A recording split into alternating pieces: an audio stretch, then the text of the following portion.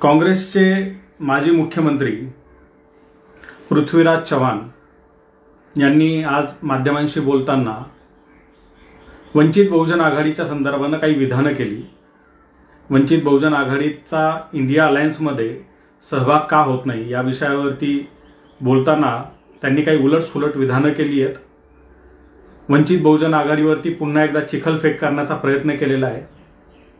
त्यांनी जे काही सगळं केलेलं आहे त्याला माझ्या भाषेमध्ये मी भडवेगिरी म्हणतो। ही भडवेगिरी आहे जी पृथ्वीराज चव्हाणांनी आज केलेली आहे।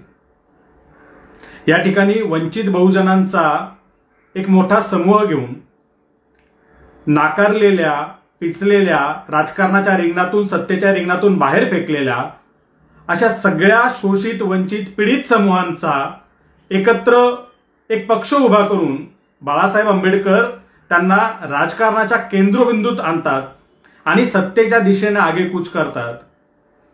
हे करत असताना समोर राष्ट्रीय स्वयंसेवक संघ किंवा भाजपासारख्या बलाढ्य शक्ती आहेत, त्यांना न घाबरता हिमतीने ताकदीने आणि थेटपणे अचूकपणे जर का सतत कोणी त्याच्यावर हल्ले करत असेल, जर त्यांचा विरोध कोणी करत असेल, जर स्पष्ट आणि परखड टीका त्यांच्यावर कोणी करत असेल तर या देशातलं ते एकमेव नाव म्हणजे ॲडव्होकेट बाळासाहेब आंबेडकर आहेत।